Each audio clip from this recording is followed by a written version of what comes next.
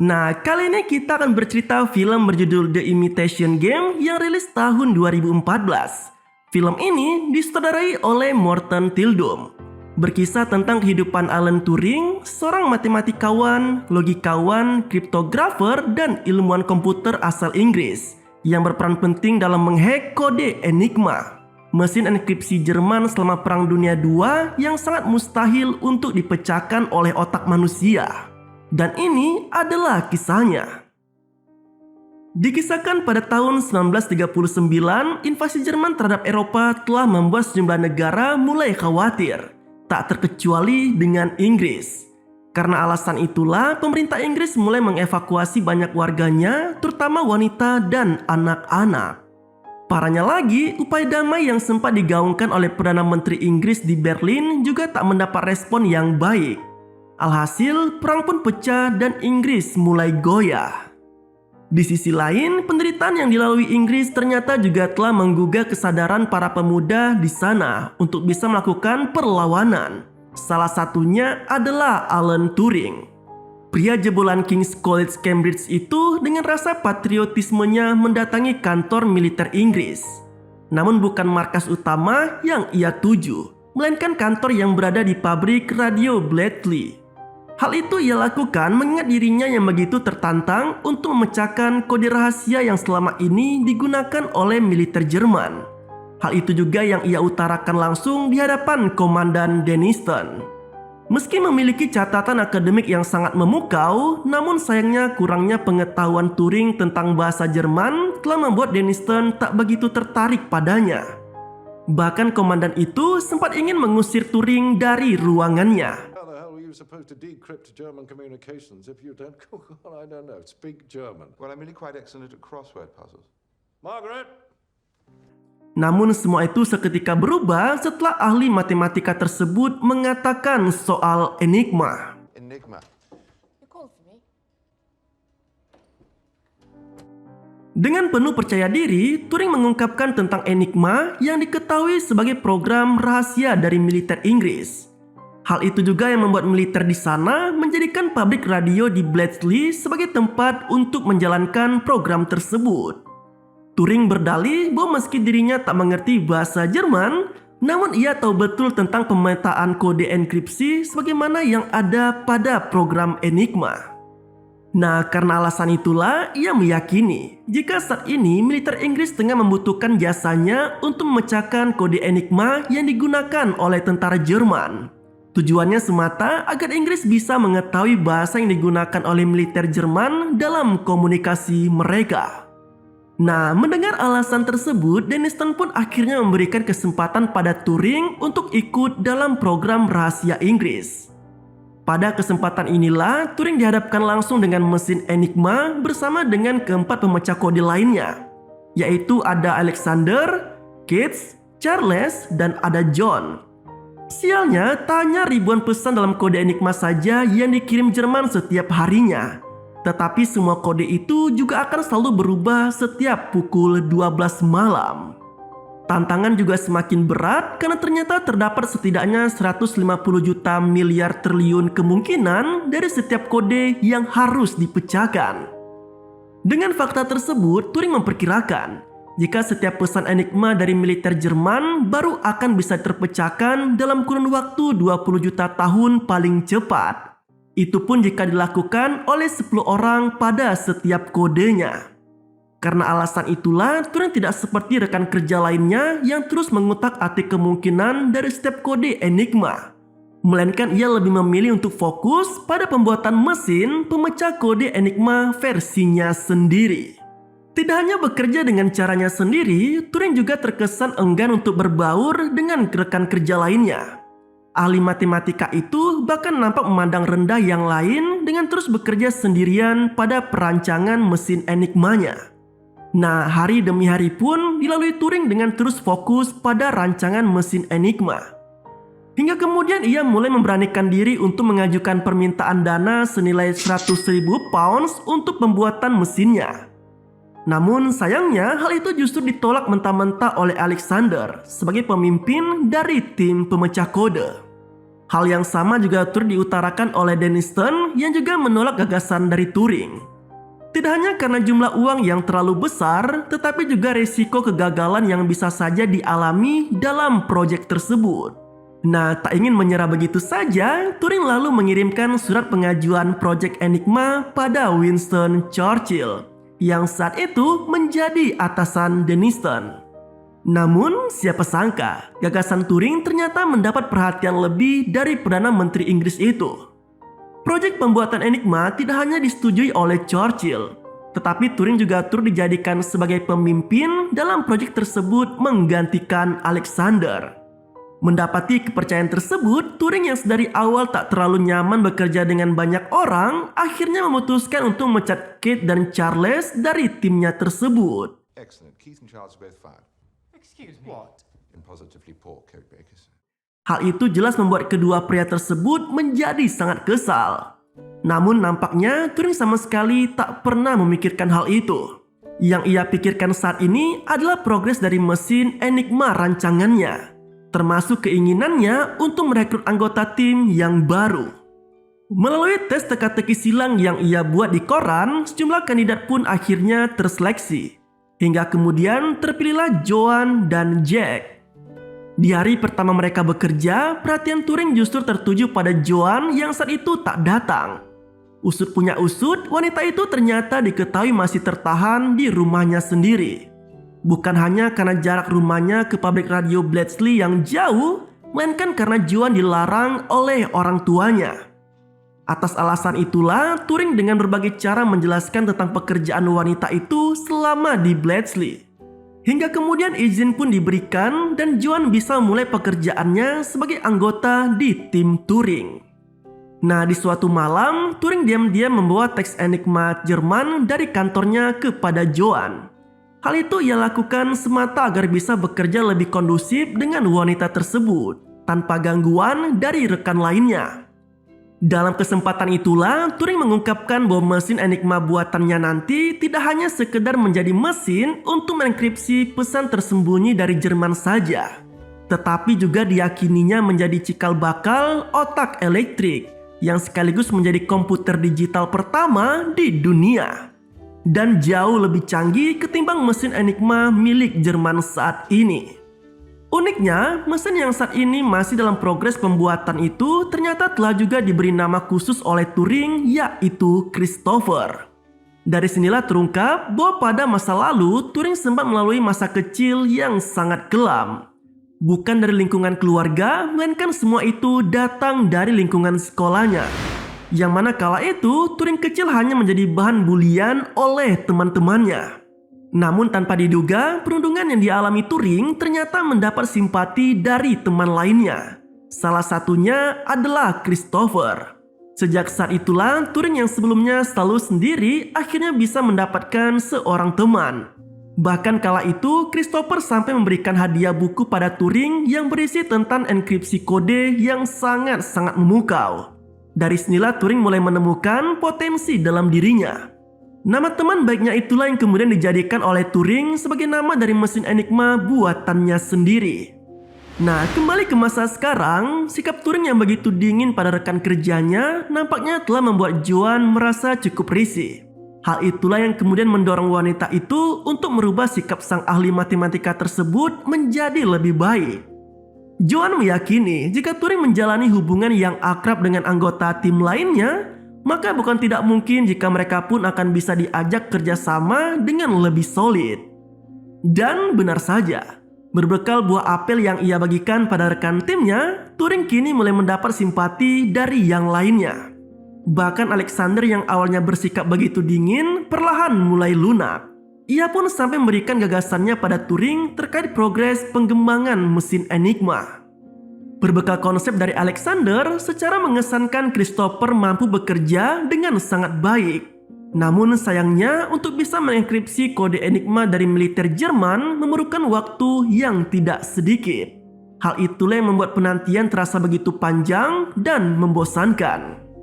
Sialnya, di saat tengah menantikan hasil dari enkripsi kode tersebut, mesin Enigma buatan Turing terpaksa harus dimatikan menyusul datangnya Denniston bersama beberapa anak buahnya yang menyergap ahli matematika itu.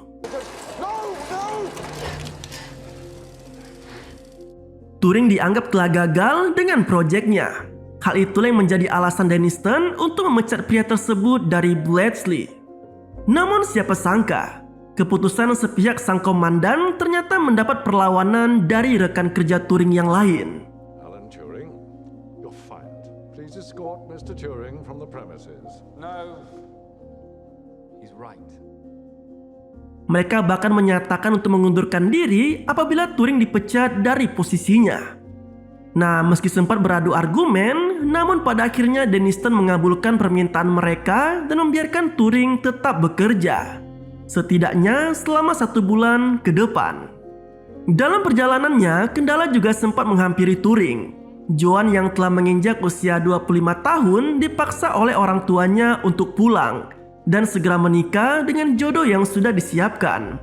Alasan itulah yang membuat wanita tersebut merasa tak bisa melawan permintaan orang tuanya. Mendengar hal tersebut, Turing yang tak ingin kehilangan salah satu anggota tim terbaiknya, lalu nekat melamar Joan di saat itu juga.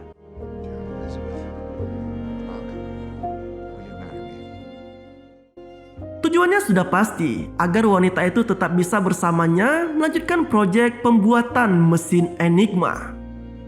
Namun, siapa sangka, malam pertunangan yang seharusnya diwarnai dengan kebahagiaan justru terasa begitu hambar bagi Turing. Ia pun akhirnya mengungkapkan unek-uneknya itu kepada John, yang mana dirinya adalah seorang homoseksual dan khawatir jika kelak ia tak sanggup untuk membahagiakan Joan. Mendengar pengakuan tersebut, John pun tak bisa berkata-kata. Ia hanya bisa memberikan saran agar Turing menyimpan rapat-rapat rahasia terbesar dalam dirinya, karena penyuka sesama jenis sangatlah dilarang di Inggris di kala itu. John menegaskan bahwa jika sampai Denniston tahu mengenai jati diri Turing, maka bukan tak mungkin bila suatu saat nanti sang ahli matematika itu akan didepak dari Bletchley. Usut punya usut, ketertarikan Turing pada sesama jenis ternyata berawal dari kedekatannya dengan Christopher.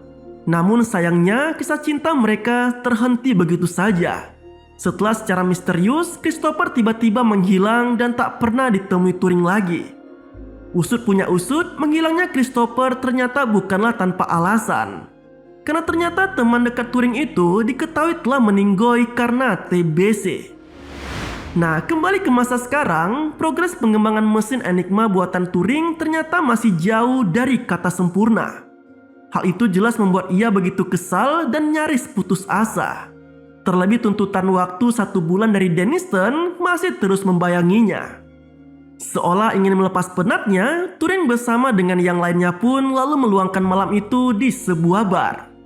Di sebuah bar itulah mereka akhirnya berkenalan dengan teman Joan yang bernama Helen, seorang wanita yang bertugas sebagai penerima pesan di menara radio Jerman. Wanita itu mengungkapkan bahwa setiap pengirim pesan selalu memiliki ketikan yang berbeda, di mana pekerja seperti Helen diharuskan untuk memahami irama dari ketikan tersebut. Tak hanya itu, Helen juga mengatakan bahwa setiap pesan yang ia terima selalu memiliki kata yang sama sebagai awalan, yaitu chili.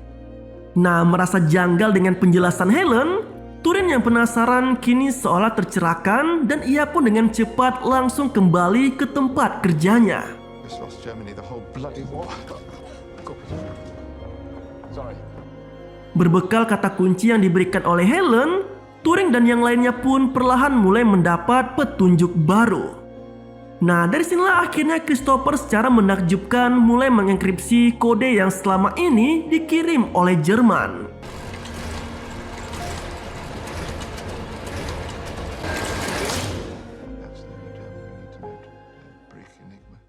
Turing dan yang lainnya seketika langsung merasa lega sekaligus bahagia karena pengorbanan mereka selama ini akhirnya berbuah manis.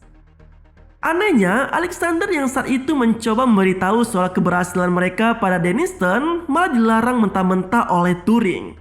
Ahli matematika itu beranggapan bahwa jika Jerman sampai tahu tentang kode enigma yang berhasil mereka pecahkan, maka bisa jadi Jerman juga akan mengubah rancangan kode mereka atau menggantinya dengan metode komunikasi yang baru lainnya. Dengan kata lain, pengorbanan waktu, tenaga, dan pikiran yang telah dituangkan oleh Turing dan yang lainnya selama ini bisa berakhir sia-sia jika Jerman mengubah strategi komunikasi mereka. Tak ingin hal itu terjadi, Turing dengan ditemani Joan lalu mendatangi Stewart Menzies. Di hadapan petinggi militer Inggris itu, Turing mengungkapkan tentang keberhasilan mesin Enigma buatannya dalam memecahkan kode enkripsi Jerman, termasuk siasatnya untuk tetap merahasiakan keberhasilan tersebut. Lebih lanjut, ia juga turut berpesan pada Menzies agar tak ada orang lain lagi yang tahu soal keberhasilannya, tak terkecuali dengan Komandan Denniston. Saking khawatirnya, Turing bahkan sampai meminta Menzies agar membuat berita palsu yang menyebut jika mesin Enigma dinyatakan gagal. Hal itu semata ditujukan agar Jerman benar-benar mengira jika kode Enigma buatannya tidak bisa dienkripsi oleh pihak manapun. Berita palsu itu juga tak hanya ditujukan pada Jerman saja, melainkan juga untuk militer Inggris.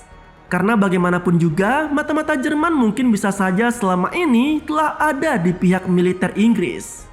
Meski terdengar seperti konspirasi kebohongan terbesar dalam sejarah Inggris, namun langkah yang diambil Turing nampaknya telah diduga lebih awal oleh Menzies. Petinggi militer Inggris itu agaknya setuju dengan ide yang digagas oleh Turing. Nah, sejak saat itu, Turing dan timnya terus bekerja dengan mesin yang diberi nama Christopher. Sementara di luaran sana, Menzies melalui media juga gencar memberitakan soal kegagalan mesin Enigma buatan Turing. Namun seiring berjalannya waktu, hal di luar dugaan malah terjadi. Bukan dari kendala Christopher dalam mengenkripsi pesan dari militer Jerman, melainkan justru datang dari anggota tim Turing itu sendiri. Secara mengejutkan, Turing yang saat itu tengah sibuk dengan enkripsi kode hasil kinerja Christopher malah mendapati adanya sandi rahasia Bell di dalam Alkitab milik John. Dengan kata lain, sosok mata-mata Soviet yang selama ini dicari-cari oleh Denniston ternyata adalah anggota dari tim Turing. Namun sayangnya, Turing tak bisa seenaknya sendiri melaporkan temuannya tersebut. Sebab John yang juga mengetahui tentang rahasia besar Turing bisa dengan mudah mengancam balik ahli matematika itu. John menegaskan bahwa dirinya akan melaporkan soal kecenderungan homoseksual yang diidap oleh Turing, termasuk dengan ancaman hukuman yang bisa saja didapat oleh pria jenius itu. Mendapati ancaman balik dari John, Turing yang tak patah arang lalu diam-diam mengadukan soal temuannya kepada Menzies. Namun siapa sangka, petinggi militer Inggris itu ternyata malah sudah lebih dulu tahu tentang status John sebagai mata-mata dari pihak Soviet. Bahkan ia pun telah mengetahuinya sejak bergabungnya John di Bletchley. Menzies mengungkapkan bahwa alasannya tetap membiarkan mata-mata Soviet ada di Inggris adalah untuk membocorkan pencapaian yang diraih oleh militer Inggris kepada Jerman.